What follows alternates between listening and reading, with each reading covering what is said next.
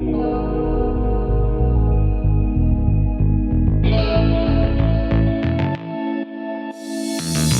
think in our future, we're going to decentralize ourselves as a human.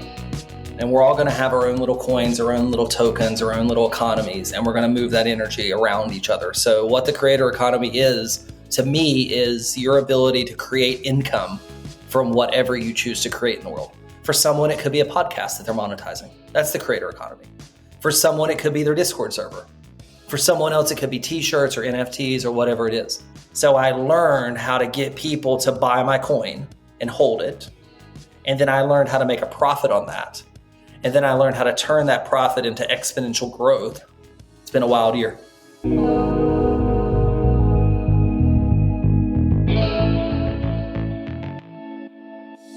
Aloha and welcome to another episode of the Groundswell Origins Podcast, where I connect you to outstanding humans and sustainable ideas. I'm your host, Scott Martin. This week we have one and only Gary Henderson. He's the author of the Clubhouse Creator, the book that just came out. He was pretty much one of the top guys, or still is, in Clubhouse, creating a massive audience. He's the creator of the Gary Club, and he's created basically leading the way for creator coins and the NFT and this, on the edge of this cryptocurrency movement. We talk about how this intersects with marketing, the impacts of it. Just blew my mind. I went from going, what are NFTs? What the F is this? And to, oh my goodness, this is going to be one of the next most important movements in business marketing and certainly word of mouth and sustainable growth marketing of our time. Gary Henderson has worked with some of the largest names in the business. He's been behind guys such as Lewis Howes and many other celebrities, and is now kind of come onto his own and creating his own creator network where he's helping other creators be able to follow the path of creating NFT sustainable growth marketing in their own coins. So without further ado, let's paddle in.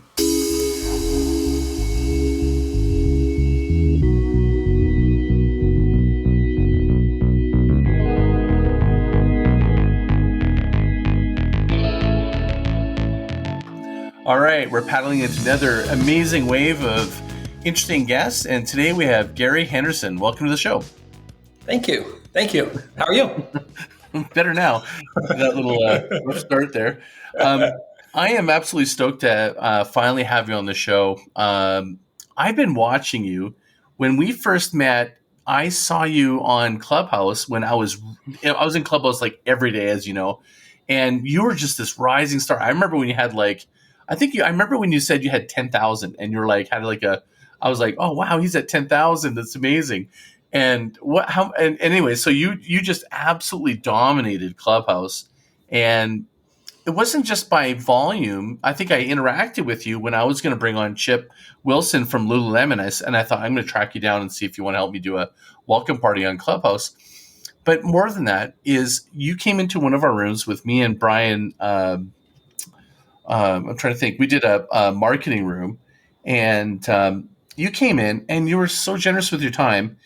And I listened into a couple of your rooms, and for someone who just exploded on there, dominated, you've never left your sensibility of just being approachable and helping people and stuff. And I just want to acknowledge you for that, because, to me, just seeing I want to talk about how you created that growth, all the things you're doing, your book, all this stuff. But I just want to first say, as an observer, and I've been around a lot of people who've done incredible things in different social channels, you have remained completely one of the people whose reputation across the board is such a open, honest guy in helping people. So I'm super stoked to have you here to talk about that.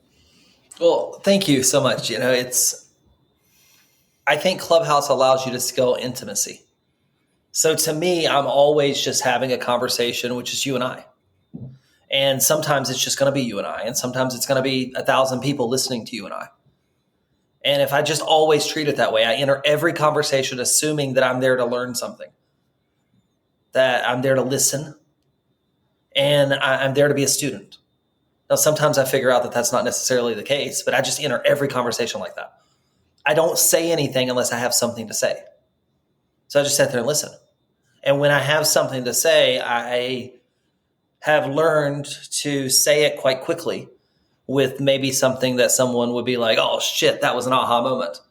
And what that does is that in an audio environment, that creates those little sound bites that people remember. And then I have a pretty good memory. So I'll remember a moment with someone and create a relationship just like you did. Like you talked about a moment whenever I came into your room. You talked about a moment of memory with me. I'm pretty good at that too. So I'll do those things with certain people that I'm trying to build relationships. You and I are like that. And it just works. It just works at scale. It's just who do you build a relationship with and how do you keep grinding at it? On Clubhouse, I was spending probably 10 to 12 hours a day grinding on the app, building those relationships. And some of them turned out okay. And some of them are like distant cousins now. They probably wouldn't even invite me to the family dinner, and that's okay. I found out that I was kind of better off to do my own little thing and play in my own lane and beat my own drum, and it was a better place for me.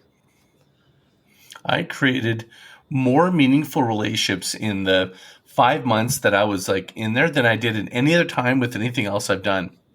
Yeah. And I tried to explain this to people. They're like, why do you spend so much time there? And I'm like, there's something about the fact that Clubhouse, it's audio only. And like you said, you learn how to really craft your message, do deep listening, and learn a little bit of respectful listening in a group setting as well, which I thought was a lot of skills I didn't know that I need to learn better, like really understand how to listen, And I think if that's one thing I got outside of relationships was just better listening. It was, fascinating. So we're going to go back to Clubhouse, but I want to start up. So a lot of people may not know who you are. Let's take a little background. Give me a little history of what led up to the moment that you started in Clubhouse. And then let's talk about Clubhouse, NFTs, creator coins, creator economy. Let's talk about it all. Yeah. So 2012, I didn't know Tony Robbins existed. I didn't know that I wasn't a podcast listener. I'm honestly still not a big podcast listener. I was running a marketing agency and I was helping hotels and brick and mortars and chiropractors and all these different types of people do normie marketing, right? Just normal stuff.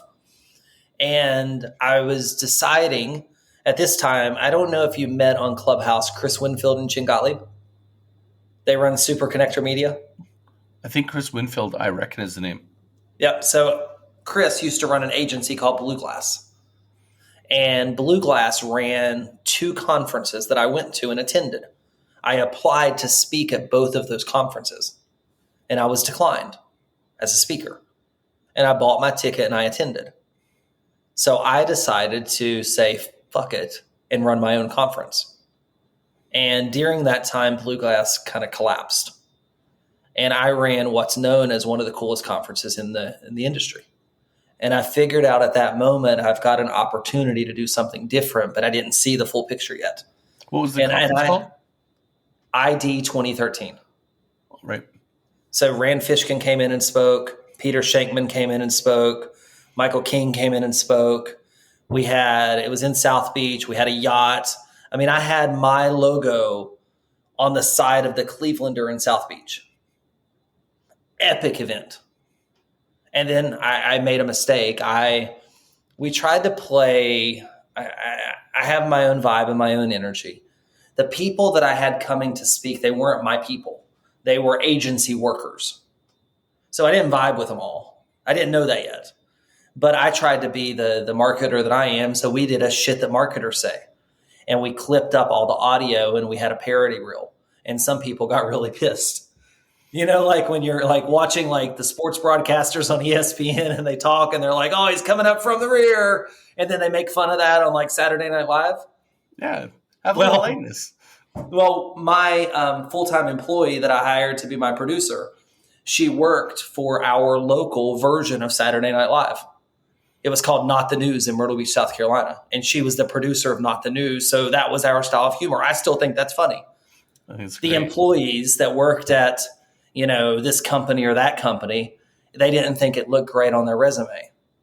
I didn't give 2 shits about somebody's resume.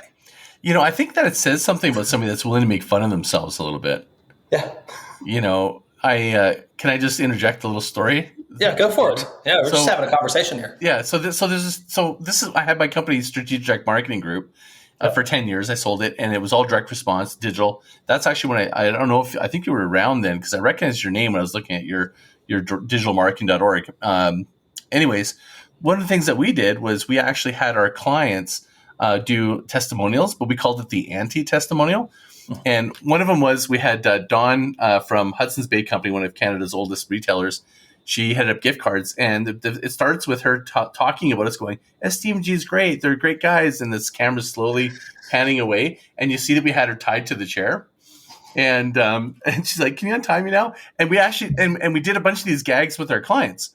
Like one of them was like STMG, oh, they're amazing. And at the time our branding was all laundry. It's like, they do great job cleaning my, laundry and all this stuff. And they're like, no, the agency. And she's like, oh, off camera, and so we had all these little spiff things. And we thought, if we could get our clients to make fun of us, what level of relationship would they have with us? Yep. To me, humor is like that's really, quite honestly, I think that's a sign of like confidence. It is to me too. I thought it was great. That's smart. But not everyone else did. So during this moment, I had been approached by someone. Her name was Suzanne Evans. And I didn't know Suzanne. And I had kind of a big ego at the moment. I was like, oh, I know everybody. I was on the board of my young professionals group. I was like, if she was any business in this town, I would know her. And I didn't. So I was on a flight one night and I Googled her. And I had a very humbling moment because she was Inc. 500, 5,000, and she was running a big business. And I was like, whoa, that's somebody I should meet. So I went and met Suzanne. She invited me to speak at her event. So I just ran my own successful event. I went in and spoke at her event. It was the biggest event I'd ever spoke at in my life. There was 1,000 people. It was massive. She had a DJ. Like, I thought my event was cool. She had a DJ in the back of the room and a dance floor, and everybody danced. Like, I didn't have people dancing. Like, we rolled cigars and we had happy hour. Like, we had my kind of vibe, but this was different energy. And I remember texting her, and she was busy running the event. There was 1,000 people. Like the guy from Life is Good, the clothing, like, he spoke on stage with me.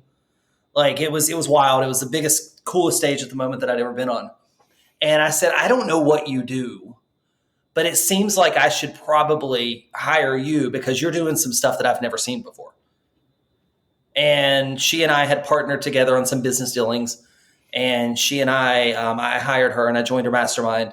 And I went on for the next, so from 2014 or really late 2013 until 2019, I went on to work with clients like Gabby Bernstein and Dr. Axe and Jeff Walker and Lewis Howes and Michael Hyatt. I did a program one time. I thought it was the best digital course in the world. I only sold one, and I sold it to Ryan Dice. He was my audience. Like, that was the person that I spoke to. Jeff Walker, his first funnel was written by our team. I still make right now, I don't know, almost $2,000 a month off of Michael Hyatt, and I haven't talked to their team in almost 3 years. Oh, wow. Because we set them up with HubSpot and I make 20% for life. So we touched a lot. I did about $250 million in revenue in the digital marketing space for info products. Lewis Howes was one of my biggest clients. We did a huge run with Lewis, helped him grow his inner circle, helped him do all this. 2019, I asked Lewis, he was trying to grow the business and trying to grow the brand and really leaning into maybe having a media company and starting like the School of Greatness or some kind of greatness media company. And I said, I want to host the podcast. And I said, I want to host a business podcast under your brand, but I want to be the host. See, I was running his inner circle. I was running this whole division of the company. It's making a lot of money. And he said, no. And I said, and I want to be a guest on your podcast. And he told me to go do something great first. So I didn't renew my agreement with him. That was it. And when I didn't do that, I helped a couple clients in the interim as I was figuring it out. I knew what I needed to do. I knew I needed to hit scale. I knew I needed to hit a quantity of people. I didn't know how to do it. I didn't understand how to do it. I knew I needed to do it. I knew I needed to have a quantity of people pushing energy. And I found Clubhouse and I started to move some energy, create some capital. I signed a book deal with Hay House. That was really cool. That happened in like 13 days of being on the app. So that was a relationship that I built from Jeff Walker's mastermind. I got to work figuring out what I was going to write in the book. And then I launched a creator coin and dropped an NFT project. And now I make 99.5% of my income off the blockchain. It's been a wild year. Crazy. Now, the Lewis Howes experience, was that a gift? Big time gift. I didn't realize it. I didn't realize it was a gift until honestly, Clubhouse. So I wrote my bio on Clubhouse, and I'm proud of the work I did with Lewis. Like, really proud of what we did. And wrote my bio, and I got messages from the team that said, we don't feel comfortable with you sharing how much money you've made for clients and having our name in that list of clients. And I said, well, I'm sorry, but you were my client and I made a lot of money for you. No, I didn't quote anyone's money. What I said is I've made over $250 million, $250 million, working with clients like Lewis Howes and Dr. Axe and yada, yada, yada, yada, yada. It was a fair statement. I didn't quote any specific numbers or anything like that. Mm-hmm. And they said, remove it. And I said, no. I said, that's my work. That was I have proof I did that. It was very public. I didn't sign an NDA. Like, it was very public. I was speaking on your stage at your event. I was your most popular breakout. I've got pictures on my Instagram of you in my hot tub. Like we got a relationship together. But what it was is limiting mindsets. And I used to think that my clients were my friends. And I realized they weren't. They were just my clients. And I had it all wrong, because I was like, well, if Lewis is my friend, then he would want me to win. Like, we're friends. Like I would want you to win. You would want me to win. Like, we just want our friends to win. Well, we weren't friends. I was a vendor. He didn't care if I won. So me putting him in my bio did him no good. As I was growing my brand and telling the story of Lewis, that didn't help him. It just helped me. So he didn't have a benefit anymore. I was just a vendor. We weren't friends. So I started to realize where my place was in the world real fast.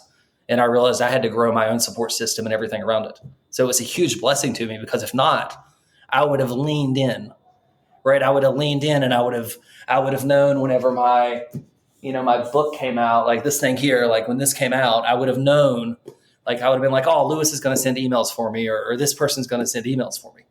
But instead I said, no, I got to go build my own audience. I got to go move my own energy. I got to go drive my own place. What a gift of self-sufficiency and sovereignty. Yeah, it taught me to fish. Yeah. It's funny how sometimes rejections, people view it as they allow to absorb that energy instead of going finding what's the gift in this. And that can quickly guide you. And that's something I've learned through Tony Robbins and my training with him. And, hearing that story, what's really powerful about that is it sounds to me like you have really tapped into understanding expansive thinking about helping others and realizing it's like an abundance mindset of like acceleration, not, climbing over each other or competition, which there's an infinite amount of abundance. The more we're open, the bigger it can be. And the more we help others, it just expands. It's like you're tapping into something that's a deeper conversation I didn't know we were going to have. I'd love to hear more about what you really think about this abundant mindset and really what you're up to, because there's more under the blanket now. This isn't just you doing Creator Coins. It's not you just doing Clubhouse. You're doing something more. What is it? Well, there needed to be a different way. There's not really a path for creators to do and be self-sufficient monetizing. It's go sell courses or go run big events or go do this or go do that. But I never found a path. Dr. Axe had a hell of a path. Don't get me wrong. I mean, he did a $100 million funding round. That's a cool path. Jeff Walker kind of has a cool enough path. He sells a lot of courses, but he's a slave to his affiliates. Like, you've got to mail for each other, and he wants to, and I'm not saying that's bad. It's just what it is. But there wasn't a path to decentralize. So I didn't know any of this in January or February. And then I started to see what was going on in the blockchain. And I started to learn of what I could do with a creator coin. Now, I didn't know everything about it, but I knew enough that I should get a creator coin. But none of this clarity hit me until July. So I was writing, I finished my book. I wrote a book we started writing the first words of the book in March. The manuscript was due at the end of May. Final manuscript in June. I read the book. How did you do that? Because I'm in 2.5 years and I'm still almost done my book. Yeah. And I mean, that's what happened in July for me is I got done with my book in June. We were done with a manuscript. It was all done. It was finalized because I was going to the studios to read it in August. It had to get to the printers. I mean, it's in my hands. You can go to Barnes and Noble and buy it right now. Like, this is like distributed all over the US. I was just busy writing a book, and I had to write a book that everyone could do. Not everyone, my publisher, like, we don't talk about Gary Coin in my book. We don't talk about the blockchain because it doesn't appeal. It's not what the book was about. So I had to stay out of that mindset. I had to get the coin, tuck it away, but stay out of that mindset until July. So July comes and I have space to start thinking about where I want to go, how I want to spend energy, what I'm going to do with my time. Like, and my book's done. Now what's next? Where am I going? And that's when I leaned into my coin. I leaned into building a creator economy and learned what that was like. I've 130 ETH on OpenSea over 3 months, all confirmed on the blockchain. That was at the time about $500,000 that I spent. Now I didn't buy any ETH. I generated ETH out of my Gary coin. So I learned how to get people to buy my coin and hold it. And then I learned how to make a profit on that. And then I learned how to turn that profit into exponential growth by buying other NFT projects or other things like that. I needed to buy projects because I needed to see what it felt like, because I'd never launched a project. I know how to market. Like, I know my audience size. I know all these things. I have really crystal clear expectations, but I never bought. I remember I sold my first NFT, and the very first one sold in a minute, and it sold for more money than I'd ever paid for something before.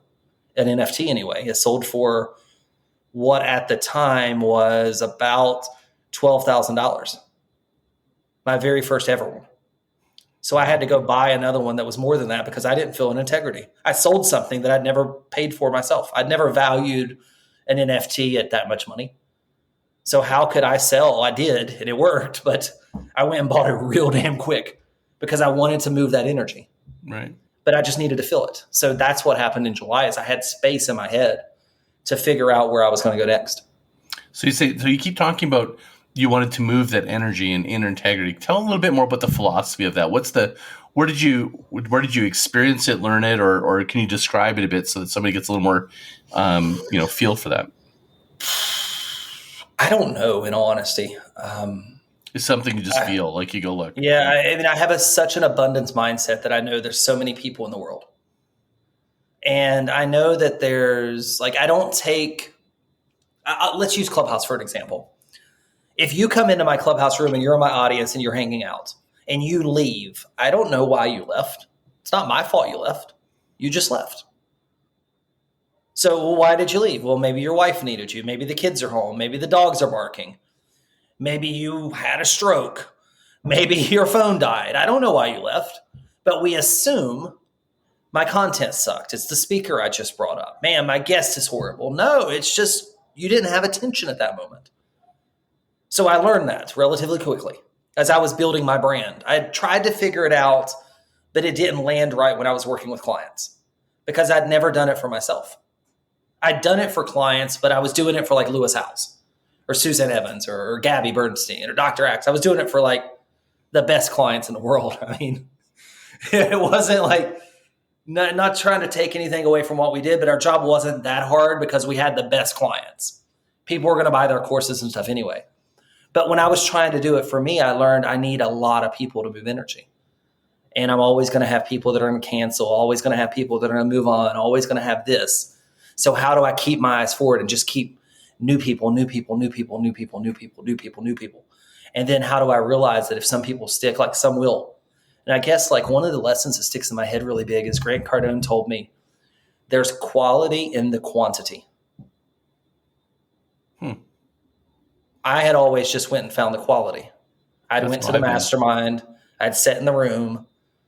And that's what I thought is I got to go find quality just like you.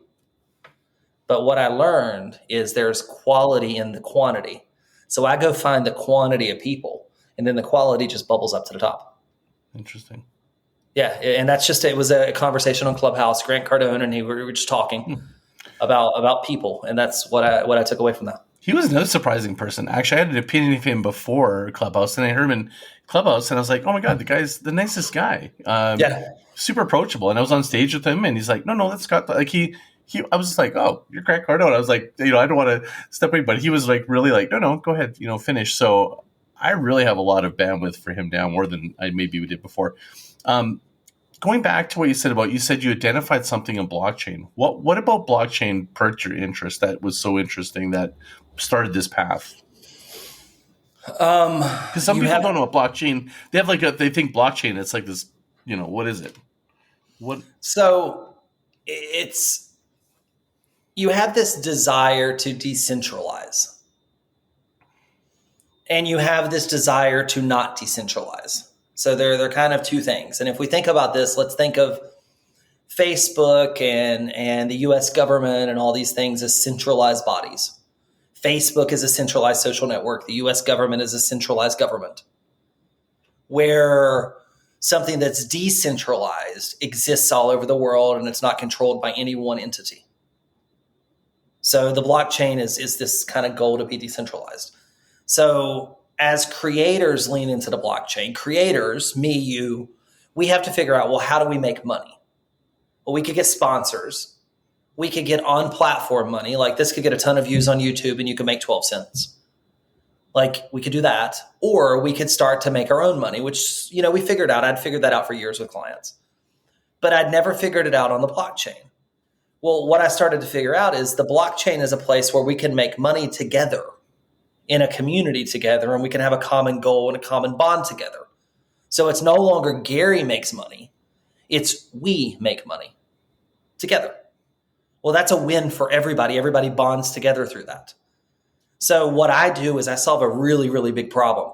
You have decentralization, you have centralization, you have cryptocurrencies, and you have fiat currencies. I bridge the gap in the middle. I sit in Web 2.5. So we centralize decentralized assets. I help people on board to decentralize assets. I sell people decentralized assets. And then I offer them a very centralized experience as long as they retain ownership of their decentralized assets. For example, you may, or most people may think, if I wanted to get access to Gary, then I would expect to maybe pay some money every month and get access to a group program to ask questions and stuff. That's normal. Well, I don't do that anymore. So if you want access to me, you hold 250 Gary coin in your wallet. You never, ever, ever have to pay me. And twice a week, you get to show up and ask me any question you want. I help you with your business. 250 Gary coin right now would cost you, I don't know, maybe $4,000. Not too much money. So you do that. I think I have 250 Gary coin.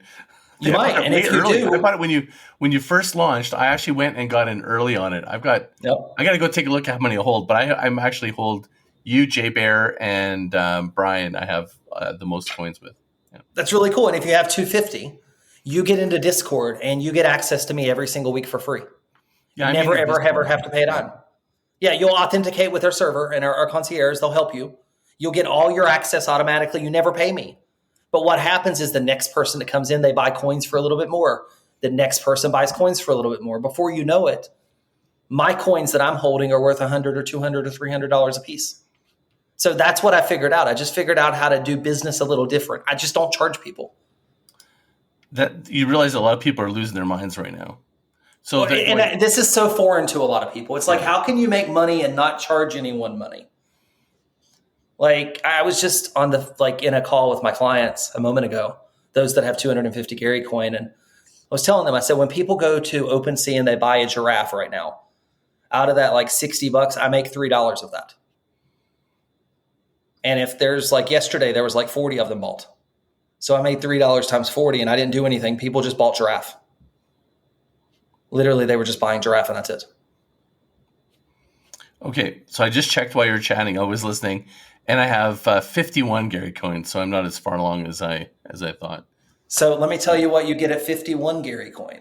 You get access to a monthly mastermind. So Rachel Miller was our guest this month. She founded Moolah Marketing. I don't know if you've heard of Rachel. She's amazing. Mm-hmm. Oh, yeah. So you would have gotten access to a mastermind with her. So we wrote a SaaS. I built a SaaS company. that when you come into Clubhouse and you raise your hand, if you've got 50 Gary coin in your wallet and you've authenticated with our system, you get an automatic invitation to come right up to stage. Now, if you would have came and gone to that mastermind, you would have got a free NFT to memorialize your experience at POAP for being there. You will get access to a new Build Your Own Creator Economy course I'm launching in the next 2 months. You get that for free.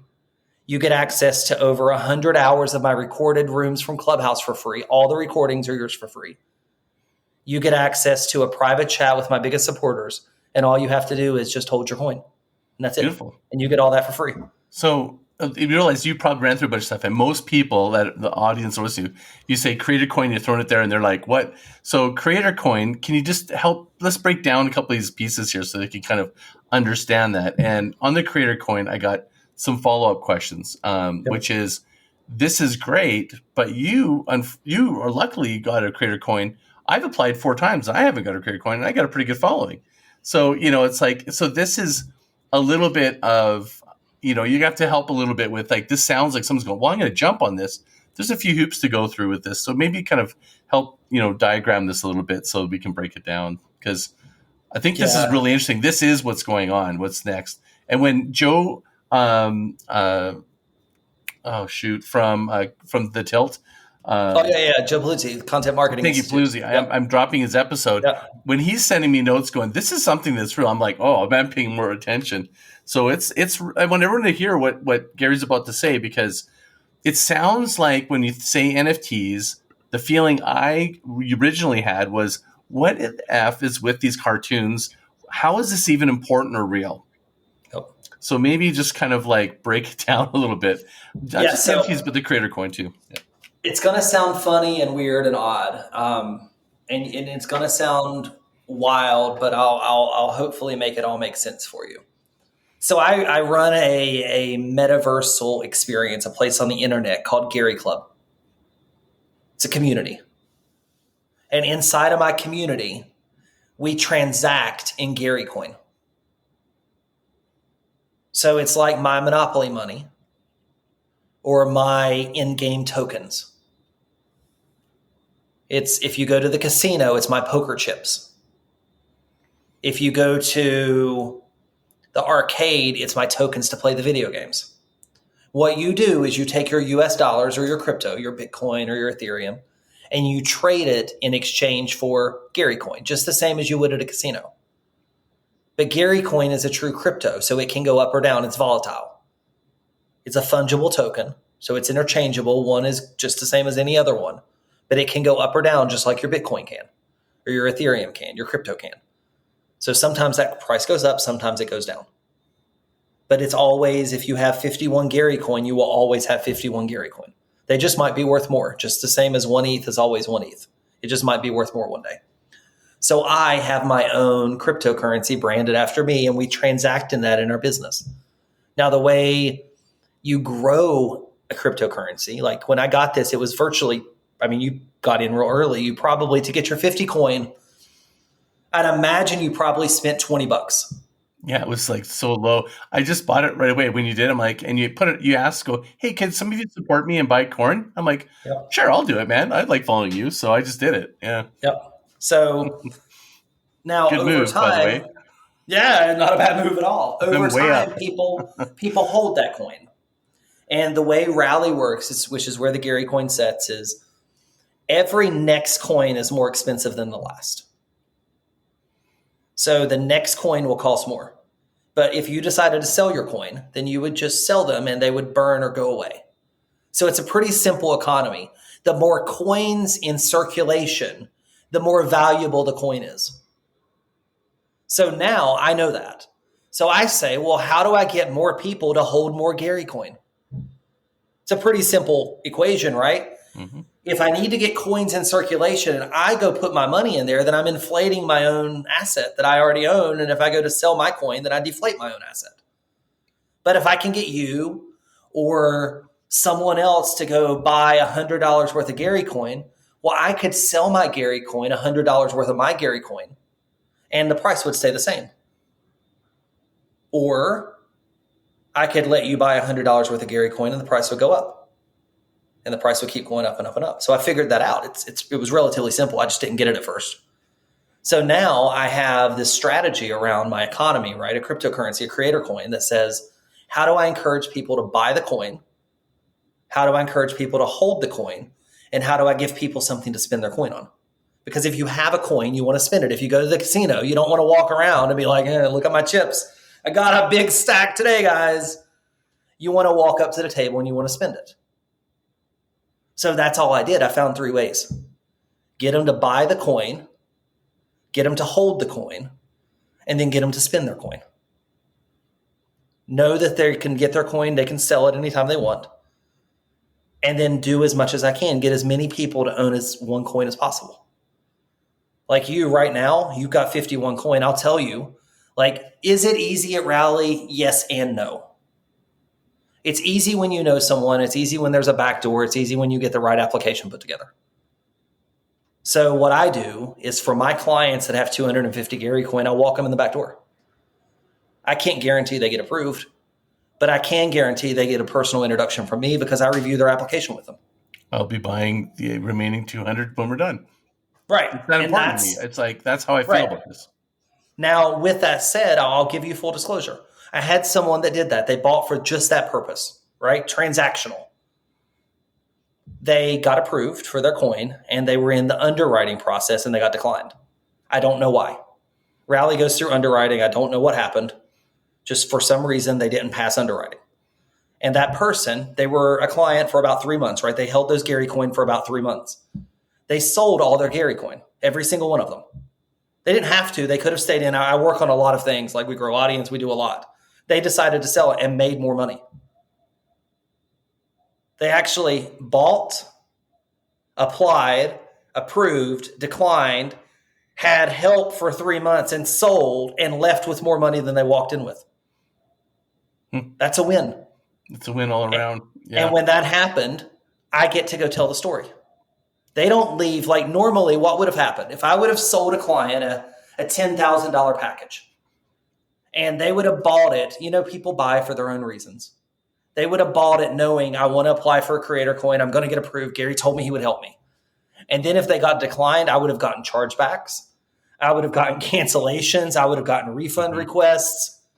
But instead, they just sold their coin. I don't really care. Right. See, when I bought it's just a different mindset. I just was I just looked at it as supporting. I was like, you know what? Like, I don't know what you guys are up to.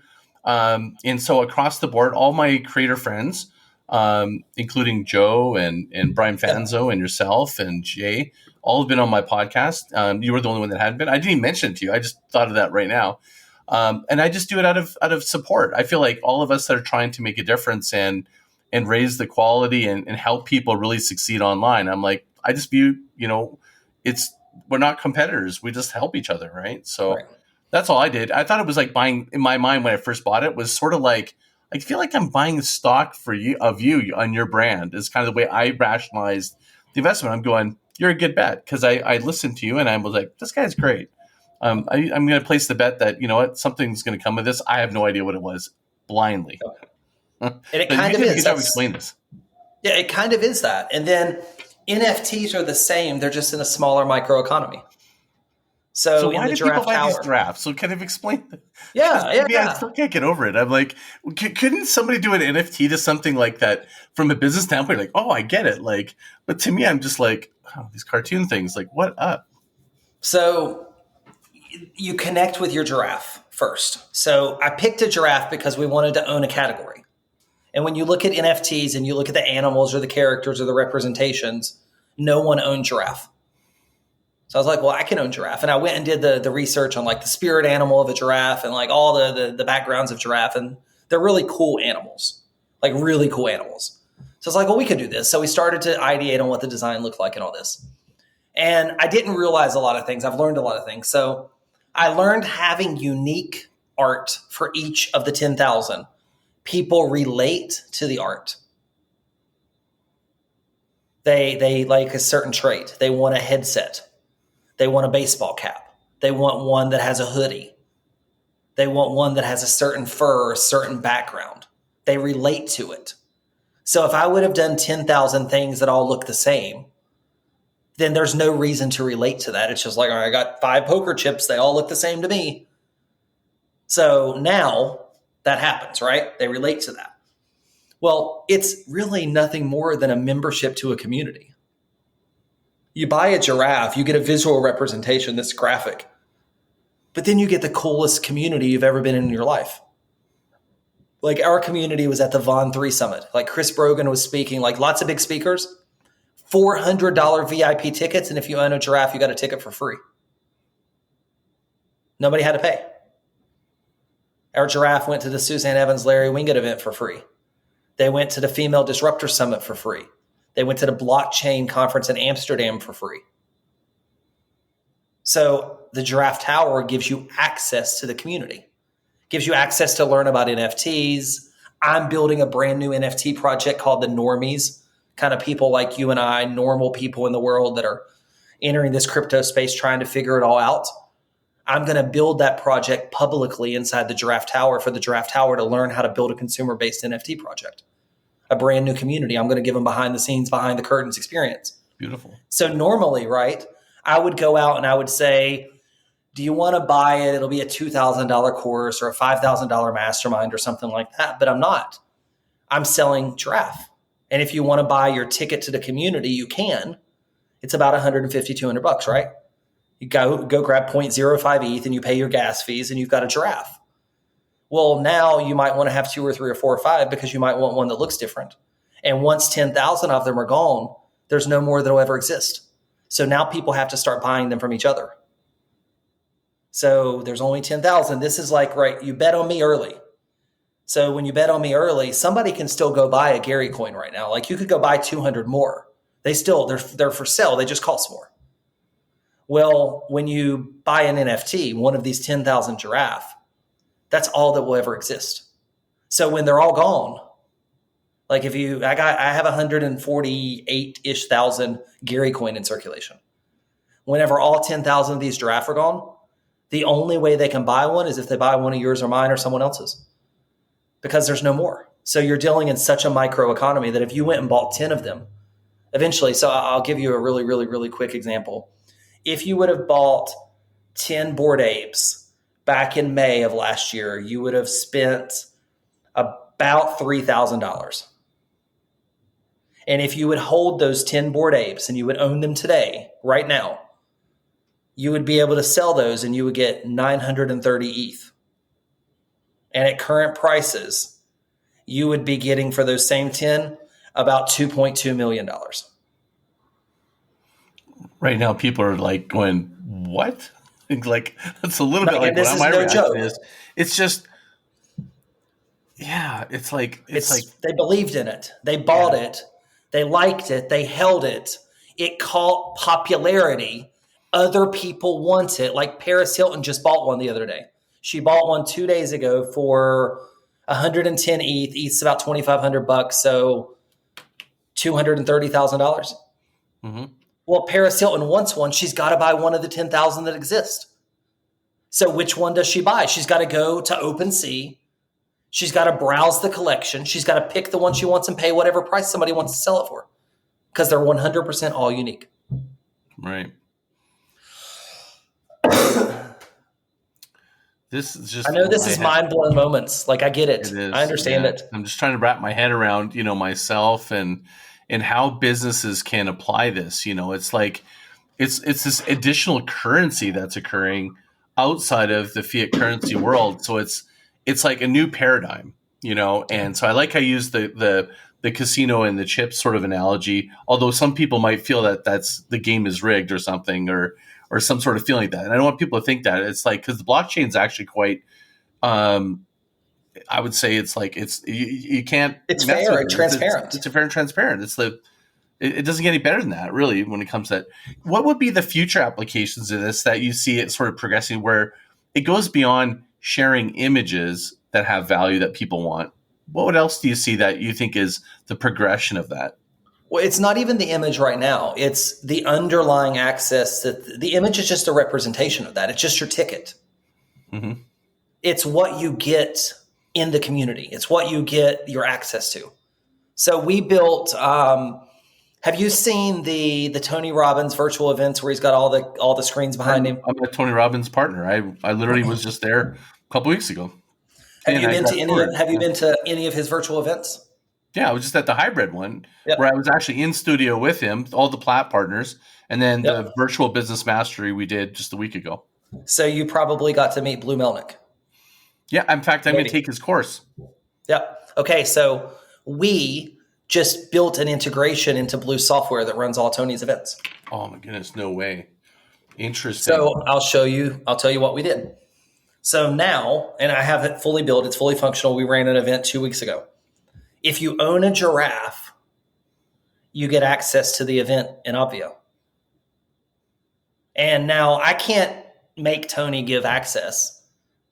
But what I can tell you is if Tony wants to drop an NFT and give access to his event, he has to use my software because I have an exclusive with Blue. Yeah, you've mastered the systems of these things. Web 2.5. Centralizing, like normies, you and I, we want to go to Zoom and go to an event. Mm-hmm. And it needs to be easy. So we just build it easy. It's just easy. We gated Clubhouse stages. If you have a giraffe, when you raise your hand in a Clubhouse stage, you get to come up on stage. Yeah, like so to me, like that's one of the things that you've baffled me on is, and I remember your funnels from going, like you mastered how to get people to migrate from Clubhouse to your list. And I'm like, and I was just like, how did you start figuring all this stuff out so fast? Like, where does all the systems come from? Like, is that something that comes natural to you? Or do you have a group of people you work with? Like, because you have like mastered this piece. Well, so I have a developer background. Mm-hmm. So we did, our clients were like AT&T, Christina Aguilera, Carrot Top, doing email video drops. Yeah. So I was really big into that stuff. So I did tech. So now I have a co-founder that I met on Clubhouse that builds all the stuff that I come up with. So I come up with an idea, I come up with an insight. Like we've integrated Gary Coin into HubSpot. So if you go read a blog, I can send you free Gary Coin. Our blog gets thousands of visitors a day. We have one of the most popular blogs on the internet. So if I have so that's one of the ways that someone could understand this is going, if you want content to be consumed, and you can actually reward people, so you can invite them, delight them with the content, and reward them for doing something, and that's how it's reciprocated. Instead of it just being, this is where creators are, because what we've been doing for years is creating, hoping it comes back, and playing the numbers game, and recognizing that those numbers will come back at some point. This is a way to actually create a direct relationship with content. Is that the right way to look at this? Yeah, reward them with the in-game token and give them a path to accelerate their access to higher levels if they choose. Mm-hmm. Reward them with an in-game token for free. Go read my blog, go come to my Clubhouse room, go do my desired action, and I'll give you some free in-game tokens, some free Gary Coin. But if you save enough, right, you could sell it. I know that. I respect that. But if you save it, you're going to get these cool perks, rewards, and benefits. Or if you want to shortcut the path, just go buy the 200 more coin and you've got the direct access. Right. And everybody wants to shortcut the path. And if you've got a credit card, you can go do that. So NFT so if I look at NFT and Creator Coin, they kind of both function the same way when it comes to reciprocating. Am I correct in seeing that? They function differently, but in terms of how it's applied, is it fair to say that it's kind of the same? It's kind of the same, but they're both tokens. Mm-hmm. So Creator Coin is a fungible token. Every one Gary is equal to every one Gary. If you sent me 51 Gary and I sent you back 51 Gary, we would send different Gary, and that's okay. Right. Every one giraffe is truly unique. Yeah. So that is the difference. So you don't have a unique Gary coins, but in terms of using it for business, they function the same way. It's just two different ways you can go about it. Yeah, the utility map, you can map the utility back to that quantity of tokens or that individual token or anything like that. 100% correct. So basically, an NFT could be like the drafts are basically like a driver's license unique to you that allows you to give you registered access to whatever you are opening up for that NFT. 100% That correct. makes so much more sense now. You really helped clarify that. That's like, I hope everyone that's listening is, there's people going, oh my goodness, now I'm getting this. Now, so we've talked about creator coins. What we haven't talked about is your book. That was actually originally what we came to talk about. It's can you share with us a little bit of what someone's going to get from that book? Because I think this is my perception, is that a lot of people, when I was in Clubhouse, it was popular. Everyone's talking about it, but the buzz has kind of died down. Are you still hot on Clubhouse? And talk about the book, the state of the nation of Clubhouse, and then I want to do some future talk about what else is going on. Yeah. So first off, I didn't write a book about Clubhouse.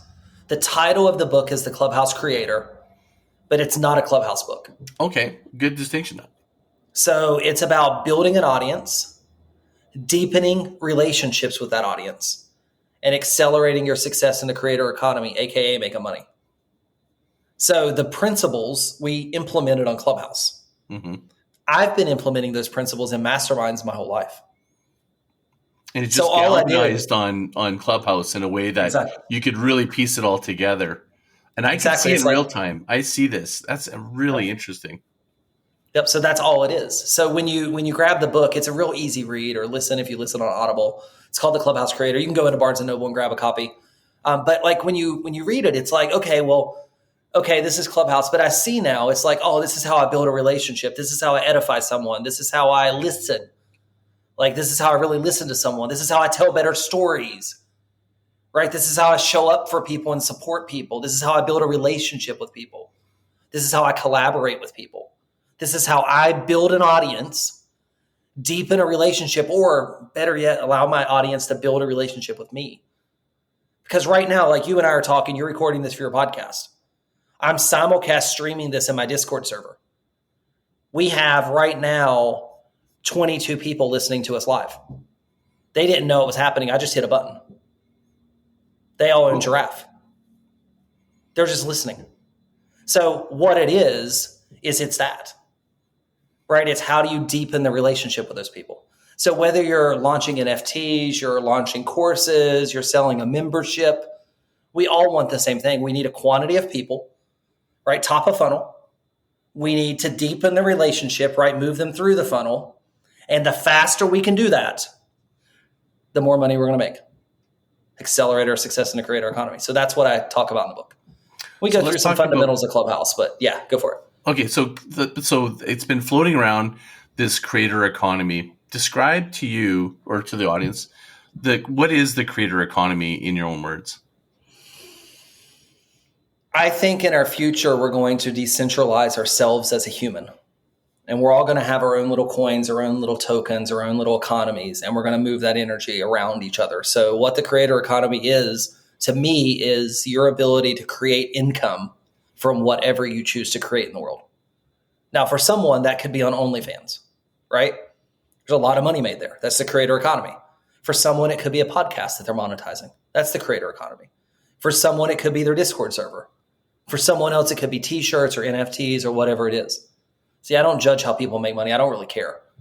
To me, I don't see any difference in paying someone to mow the grass or paying someone to design a piece of art or paying someone to give you a little piece of advice that you needed. I paid Kevin Nations $60,000 and I learned one thing from him, and it was so impactful in my life. And it's, I deserve excellence. Suzanne Evans, the biggest lesson I learned from her, all my money I attribute to this one lesson is, Gary, everybody wants a package. You've got to create a package. So when we grow, we realize we're learning from just that one little piece. So that's what it is to me. Now, a lot of people are creating today, and they'll say, "Well, I am a creator in a creator economy." But is there a distinction about really what the creator economy is? Is it on my like? 'Cause right now, I'm creating a podcast, but I'm not monetizing it. I'm doing this for free. I mean, 90% of the stuff that I do, I just give it away. And that's your choice. That's my choice. And I could gate it, but to me, I'm like, it's about impact. That what I like about what you're sharing with me is you can have both. Yeah, it's like, okay, let's imagine, right? You're recording this. Do you have anyone on your side watching this live or listening to this live? Nope. Okay, so you could if you wanted to. Mm-hmm. Let's say you wanted to have an NFT and you were going to name it after your podcast. and you were going to sell that NFT for $100 and you were going to produce 1,000 of those. If you had 100 people or 1,000 people buy those, right? Then they're all sold. They're all done. There's no more left. And all you get out of that NFT, you could have two utilities. Utility number one could be you get to listen to the podcast live. See, I'm using my Rodecaster right now. I'm literally streaming this in a Discord server on a stage. I just hit a button. I didn't tell anybody this was happening. So you could do that. You get to listen to it live. And you get to ask you questions, me. Like if I was going to do this, you'd say you get to ask me questions, because after I'm done with my guests, then a day or two later or 3 or 4 days later, I'll do a little Q&A. Not with my guests. If they want to come, maybe. I'll invite them, but I'll do it and I'll just tell you my key takeaways and what my lessons were, what I learned from talking to Gary. And if you did that and you sold 1,000 of those, it might take you a while to sell 1,000 of those. But you would make $100,000. 100 times 1,000. And then if you charged people 10% every time somebody sold one to someone else, you'd make $10. Or if they sold it for $500, you'd make $50. Or if they sold it for $1,000, you'd make $100. That's all you'd have to do. When you say all you have to do, now I'm going, but then how do I do it? That's the piece where I'm going, where do you begin? It's so like you can get a smart contract programmer to, it's one piece of art. Write this one down. It's called Metaverse HQ. Metaverse HQ. I want you to look them up on OpenSea. I'll text it to you as well if you want. Mm-hmm. It looks like a poker chip with their logo on it, and it's animated, right? It just spins. They have 1,500 of these. 1,500. I'm going to look it up just while we're here. So, because I was in Metaverse HQ, it's one of the things I learned a lot from. Now, the cheapest token you can buy from them, the cheapest one right now, if somebody wanted to buy one, is $9,655. And all you get is access to a Discord server. That's it. You don't get anything more than that. Now, that Discord server is a great community. You're going to learn a lot when you're in there. You get a lot of perks, rewards, and benefits. Now, this particular token has exchanged hands since it was originally minted, and it's done 3.2K ETH in volume. So 3,200 ETH times about 2,500 for ETH. I'll just use a round number. That's $8 million in volume, secondary. And if you were making 10% of that, that would be $800,000 that you would make. Now, you may say, well, yeah, Gary, that's good. But, how much is that really? Like, is that really possible? And it is. Like, it is in a really big way. It's possible beyond belief. I'll just read you a couple of their transactions. It's in the last few minutes. This was 14 minutes ago, $9,558.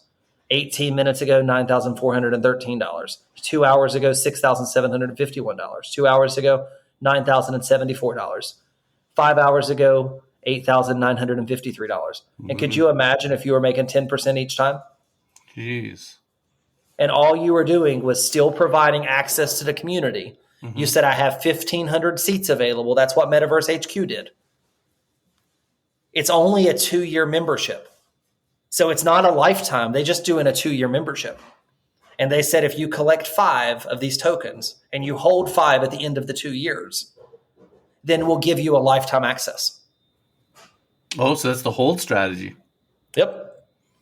And if you only own one and you sell it, you lose your access to the community. It's all gone. Mm-hmm. You don't have it anymore. You don't have Metaverse HQ anymore. So people would have wanted to buy 2 in order to get the profits. It's pretty expensive now. It's $10,000. So you're going to come in and buy 1, and then all of a sudden it's going to be 15 or 20 grand. It just works. And every time, would you want to go and work your ass off and charge people monthly recurrings and all this stuff? Or would you want someone in your community to say, it's time for me to leave Metaverse HQ. It's time. I'm ready to part my ways. And they go sell the token and you make $900 on the way out the door. Thank you. It's like everybody wins, right? Yep. It's like you're bringing value. They're getting value. When they got no value, they left with even more value. What they learned, what they got, and what they bought into it. As opposed to I spent the money, and I choose to call it investment when you buy. I've invested with Tony Robbins. Like I'm in a multi-year partner. That's a big investment, and but I've got my money back because I learned so much. This is totally different. If they had like a plat token. Imagine if you would have done a plat token. Like how many people were in plat roughly? There's total lifetime 2,000 current active right now. I think it's like between 350 and 400. I think was the number I saw. So what if he had 300 tokens, and that was it? Oh yeah. Could you imagine? Or the 500 tokens? Could you imagine how much money those would be going for? Oh, I know. Somebody would come in that has more money than you and I know what to do with, and they would just piss it away because they knew that they could buy it, hold it, use it, and sell it, and somebody else would be ready to piss away the money too. And it's not pissing it away. You're getting to use it. It's just a lot of money. Yeah. Because then it's super exclusivity. If someone ties it up, then he's not having impact in the way that he wants. Well, so you get to create rules that can hold a certain amount of coins, right? He would have way more impact, actually. Oh, really?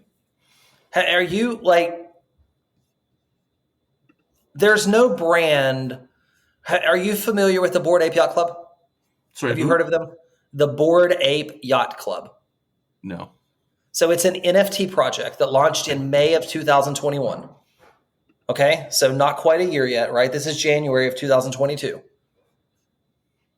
I'll tell you their revenue, and you tell me about impact. They have 10,000 tokens, okay? Only 10,000, right? Okay. No more than 10,000. Here's their revenue. In April, they did $10,957. In May, they did $17.4 million. In June, they did $44 million. In July, they did $40 million. In August, they did $297 million. In September, they did $129 million. In October, they did $95 million. In November, they did $199 million. In December, they did $154 million. And so far this month, they've done $206 million. That's revenue. And they make 5% of that. Right. They've done $1.18 billion since April of 2021. And what do they do as a business? They give you a picture of a monkey. This brings me back to the beginning where I was like, what? I'm dead serious. And I say this in the most... So it's like I'm going... Like we were going down a good path. You had me. I'm like hooked. I'm leaning in. I'm like, okay, if I do this coin, I'm adding value. I'm helping educate people. And then you went back to... And if you just access to the club. The club. It's access to the club. What does your Amex Black card get you that your Platinum card doesn't? Well, I don't know. I don't have one. Right, but the Amex Black card. You can pretty much do anything. You can buy a plane if you wanted to, I think. Yep. And when you walk into a restaurant and you show them your Black card, they almost always have a table waiting for you. You're treated different because you have a Black card. Mm-hmm. Perception. Interesting. So what do you get when you have a perception in the market? Is that what it is? It's the digital flex. Okay, so now will people use the NFTs now as part of their personal brand? Here's the coins that I heard. So tell me about that. Where's the connection between this and personal brand and holding coins? So not coins, but NFTs. Or NFTs. So Snoop Dogg. Snoop Dogg. If you go look up Snoop Dogg, his picture on Twitter is an NFT. Mm-hmm. Eminem's picture on Twitter is an NFT. That is their persona online. They represent themselves as that NFT. That's their brand. Timbaland, I'll play you this for just a second. It's fun. I own the rights to this, so don't get nervous. Do you know Timbaland, the producer? Yeah, I've heard of him. Yeah. Okay, you probably don't know him. I bought his first track. So I bought his first track that he launched in his new production company, and this is what that track sounds like.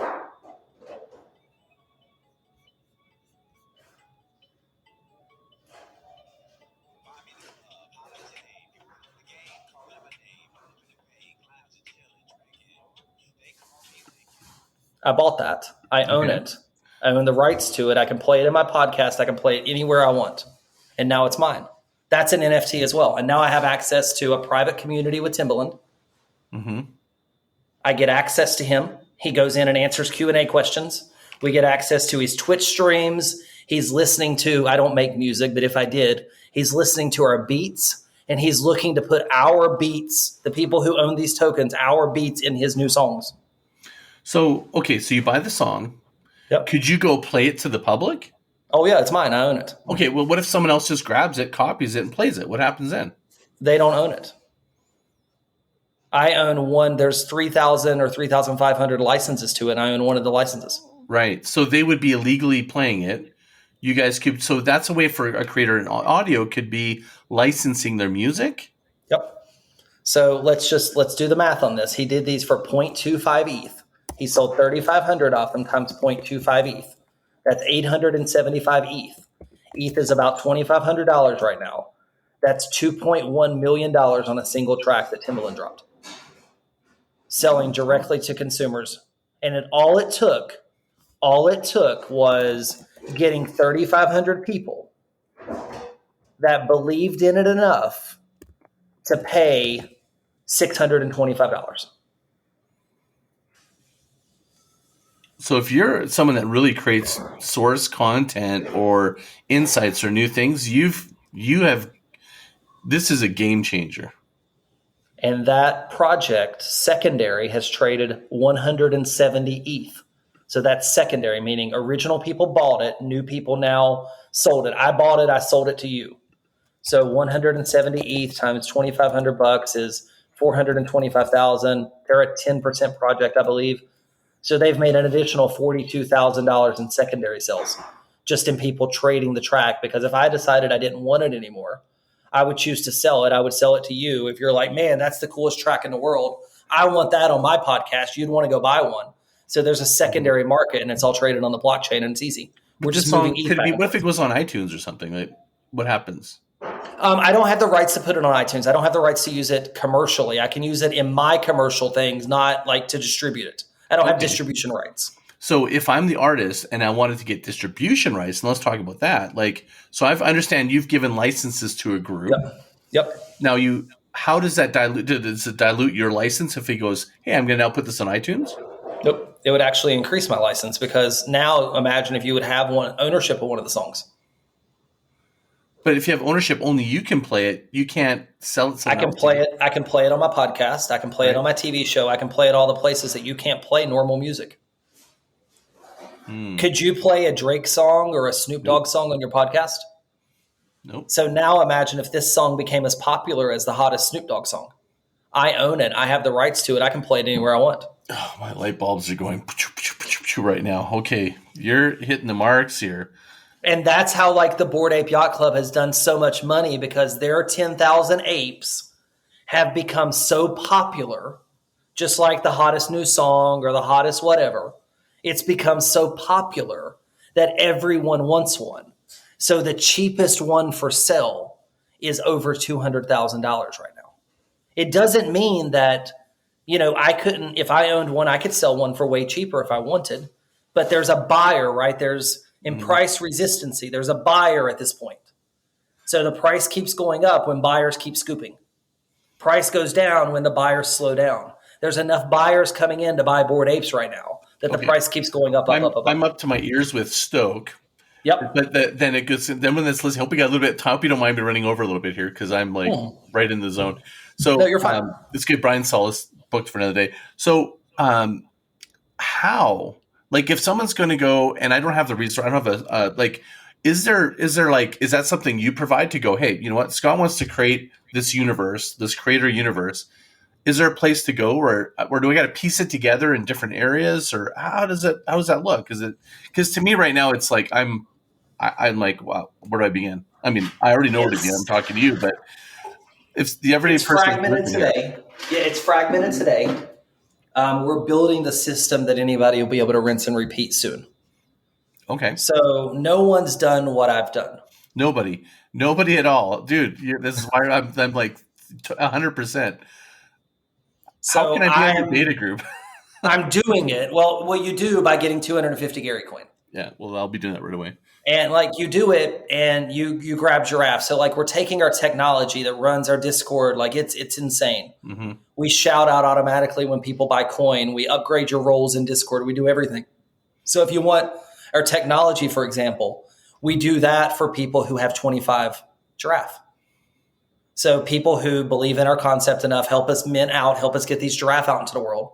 They go buy 25 Giraffe right now. They get access to partner and use our tech and stuff like that. And we'll help them as we go through that. So 25 giraffe moves you into kind of a right to partner status with the tower and where we're headed. Right now, those are really affordable. That'd be like 1.25 ETH. Eventually, 25 giraffe will hopefully be a lot more money once all 10,000 of them outside of going into your bubble. Yep. What does somebody do? It's just they have to figure it out on their own. It all out. Yeah. So it's like there's no. I haven't written a book there yet, right? Like there's no. Yeah, it's like it's when the .com was starting, and people are like, I don't know how to do personalization, but we'll figure it out. Like when we built our own email program to do emails. This is before people think that's weird. They're like, what you did? Like we actually built our own email platform. Yeah, we had to. Like that was, and so then we commercialized it. We got clients to pay for it. Like so this is where we're in with this. We're at that stage here with this area. Wow, this is so interesting. Yeah, I'm sure people here are losing their minds. So let's talk about I'm a lady who's making recipes. You get NFT recipes. You get NFT. Like I have Guru Singh. Me and him are working on a project, which I'd love to talk to you about, where he's world-renowned yogi who does kind of like yogi and he does mantras and music and stuff. He could NFT this stuff. If you have an audience, you can create an NFT to sell to that audience. He has a huge audience. You just have to have an audience, right? You just have to have an audience of people who have a relationship. Now, you have to take people on a journey with you, right? Before they can buy, they have to have the currency that they have to buy with. Mm-hmm. So if you're going to sell an NFT with ETH, then you got to get people to get ETH. It's just a journey. It's a path. Yeah. Not everybody. Some people are going to say, "Oh, NFTs are funny business. That's scams. That's this. That's that." People have their own opinions. So now you need a bigger audience, so you can build a smaller subset of an audience. Well, if you think of I just did an interview with Jeffrey Moore, right? Crossing the Chasm. Mm-hmm. So we're in the early sliver of the early adopters. Oh yeah. If you think of onboarding people doing ETH, just even getting crypto, they're in the early majority still. They're not even in the late majority or in the we haven't even crossed that little chasm. So that means if you really get in now, you really can make a real play here. I mean, this is really interesting. Well, think about it. Like you jump into your NFT project, you decide to launch one, ever how many quantity. You jump into the draft tower and you're taking a bet. Like I'm betting on you, you're betting on me. And eventually more people are just going to want to get in because it's just the nature of the beast. And then you make money on the way out. Like it works for me every single day. It works for everything. If you have an audience and your audience is going to keep growing. Now, if you have an audience and you're stagnant and flat, it's probably not going to be great. You need momentum. You need energy moving. You need to keep your eyes going forward. You need to get people every single day. Like I was just on Brian Fanzo's podcast last Thursday, and he told me that I was his number 2 most downloaded episode off of his podcast. Now he's top one. His podcast is blowing up. It's blowing up, but I'm the number 2 most downloaded episode. Yeah, he's I think he was like the top NFT or top NFT discussed one. I don't know. I keep seeing his stats, and I'm like, oh, Brian, you're just crushing. And it's because the way I move energy. I move energy different. I move energy different with a small audience. Mm-hmm. I know I don't have a big audience, so I have to move small audience energy, but I'm scaling small audience energy really, really big. So that is something that I think people that really I'm going to just lean into a little bit is you don't need a big audience. It used to have these we need to have 10,000 followers. You don't need a big audience to do this. You never needed it. Nobody knew that though. Yeah. See, what you thought you needed was you thought you needed this number because you were only going to get 2% of your people that will pay you or 1% or whatever. Yeah, 0.5. Well, I have all my people to pay me. Right. All my people that are in the giraffe tower, I have 3,150 or so giraffe out in the world. All of those people paid to get a giraffe. And if they didn't pay me, they paid the gas to the networks to get a giraffe. We did free mints for 48 hours. And we had over $100,000 move through in that 48 hours of people minting giraffe for free. Because they had to pay gas fees, right, to mint the NFT. I didn't get it. It went to the miners and the network. But that's energy. So everybody paid to be there. Everybody that's around me pays to get around me. Everybody. See, I like how you're describing it. You're really about moving energy. It's not like you're I know that some people are going, what? But that is in essence if you think of money, it's been described as really a unit of energy. Yep. It represents amount of energy, say, a human has to do to earn, to create. So it's really just a transfer of energy. It's the same thing, but this is a little more fluid, fair, and transparent. Yep. And I get to have fun because I'm a creator. Having fun. I'm having so much fun. Like, this is it's the most professionally rewarding I've ever had in my life. Like, it's fun to help Jason Katzenbach do a $10 million launch. It's fun to help Jeff Walker do his $1 million launches, but it's real fun when you grow something on your own and you do it for you. It just hits different. Well, and you're helping a lot of people. Like you're, I'm looking in Discord, like you're the impact that you're having and really helping people through navigating Clubhouse, now the creator economy and all the things that you do. I think that is where the real value is. That's the fulfillment, right? I mean, even me, like just you being this podcast, I feel like this was worth so much money in an hour. You were able to really break down I've been following NFTs, and I'm still kind of like, I don't quite get it, but I actually think can't say I can sink my full teeth in it, but I got a bite. I think I'm hungry to talk to you more about this. So it just works. Like, it just works. And as you get ingrained in our community and you get into, kind of seeing more of what we're doing, and you see the way we unlock the doors. And then, like, if you got to 250 Gary coin and you decided one day you wanted to sell 20 of them, you would lose your access automatically. How does it know that? Is it just I wrote all the software. Of course you did. Yeah. Not me personally. My co-founder did. So we're a tech studio. We're a creative studio. So if I have that, how do I license that so I can do the same thing? 25 Giraffe in your wallet. You get access to our software because you get to partner with our tech. Oh, right. Well, now we're going to eventually release that to the world, but we're in an MVP stage. I'm still building what it does. I'm still functioning. So the way we get access to that is I want some other projects to be able to come in and use our tech and build on it. Oh my so gosh. If you have 25 Giraffe in your wallet, you help me accomplish my goals. So I'll help you go accomplish your goals. And then we'll tell the story together because, like you mentioned, Brian Fanzo, for example, his first NFT was a gift from me. Ever. The first one he ever owned in his whole life. So we'll tell a story together, how you got into Gary Club and you got into the Giraffe and you learned about NFTs and you went and launched your own project and all this stuff. Well, you become the next success story coming out of Gary Club. Mm-hmm. Interesting. Yeah, another light bulb just went on. It's like, so the Giraffe coin is really going, oh, this is my membership to guiding me through the journey of becoming a creator and monetizing it.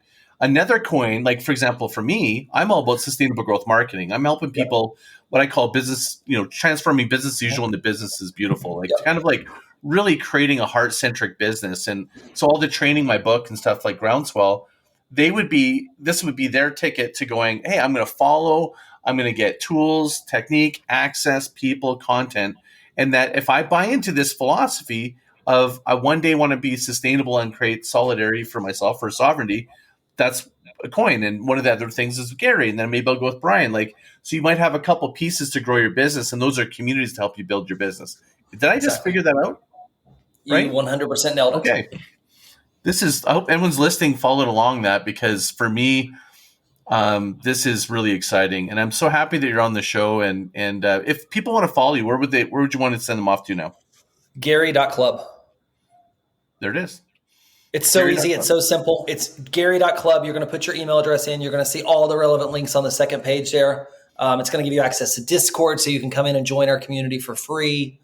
I'm pretty active on Twitter. I dabble a little bit on Instagram, not much. If you want access to me, just go to Gary.club and get into Discord. That's the best place. I'm in there all the time. We run it like a business, though.